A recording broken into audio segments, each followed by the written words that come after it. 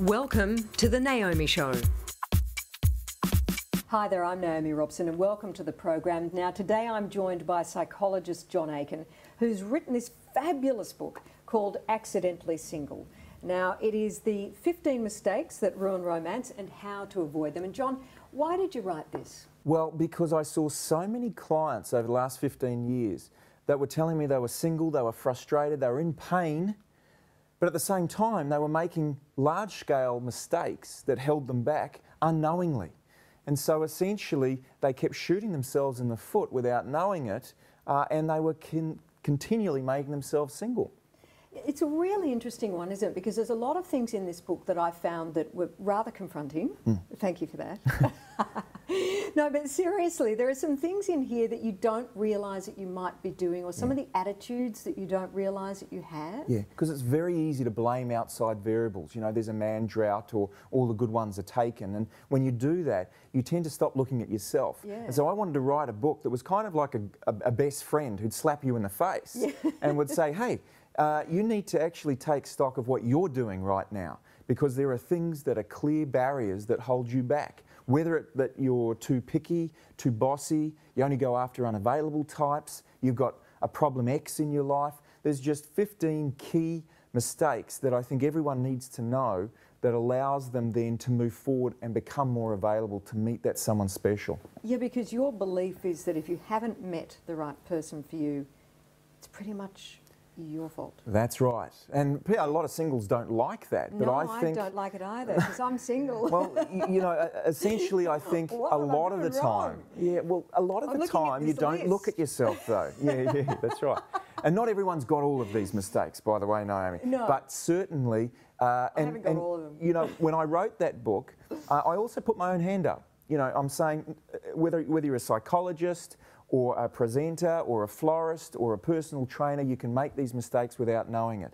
And I sprinkle my own horror dating stories in there as well, because essentially people need to know that, you know, often you think you're available and in fact you're not even in the game. Well, that is the thing, isn't it? Now, oftentimes people are looking for love, they're out there, they're dating, but they don't realise that they're sabotaging themselves all the way through. In fact, you wrote an article for our site about just that, sabotage. I think I rang you and said, oh, that was a little bit close to home, John. That's right. It's very ease up on that. It's very easy to do it, and often your friends will point it out to you. You know, I remember sitting in the back of a car one time, a taxi. I was out drinking with a mate of mine, and I was single for the last 6 months, and I was talking to him about how great it was, and I'm looking forward to meeting the right person, and he just turned to me and leathered me about the fact that I'd done nothing over the last 6 months except work. Yeah. And that there was no chance of me meeting anybody. And that struck home. You know, it really was a clear message to me that I needed to look at the way I'm living my life as a single person and make changes. Because it's not about learning slick pickup lines at a bar. It's about looking at, are there any types of actions or behaviours that I'm making right now that make me unavailable, and then changing them. And there are so many, aren't there? I mean, here's one. You put exercise before romance. Do people do this? Oh, I tried to date a girl who did that, and it was a disaster because she had a curfew, so I couldn't see her after a certain time each night.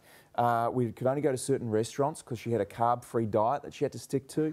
I was always worked in around her step classes and her weights routine. And after 4 weeks of this, I just said, you know, enough, I can't do it. My life is a little bit...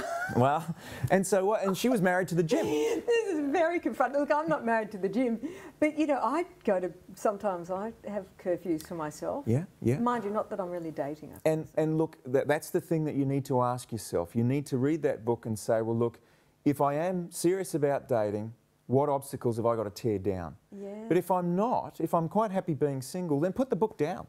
Or give it to someone who is into dating and just relax and enjoy the process of being single. But be aware that often we put up obstacles without knowing it that hold us back. It's really interesting. I mean, you let drama rule your life is another one, which I must say I've watched friends do and have that really ruin potential relationships. Absolutely. And in each chapter I've got a part which talks about what it's like to date someone like you with that problem. So if you're a dramatic person, then you will talk about problems all the time. The centre of attention always has to be you. The spotlight's on. you're constantly like a whirlwind. You'll come into any type of conversation and take over. And essentially constantly going to people for advice and reassurance and what direction do I need to take. And if you're someone who's on the receiving end of that, trying to date them, it's exhausting. And in the end of it, you'll say, you know what, I want something that I know what I'm getting every time I see them, rather than this up and down roller coaster. Of course, the opposite to that is someone who's too nice. And that's another chapter there. You know, these people, they might look fantastic, really be agreeable and kind and lovely, but unfortunately they're boring. Yes. And that they always put their date, their potential love interest first, rearrange their life, agree with them on all levels, and their partner just simply goes, you know what, I need someone who's a challenge. Yes. You're lovely, but you're too nice. So these are key sorts of problems. And then of course there's those that have over-involved parents. Yes. Do you remember Love Actually?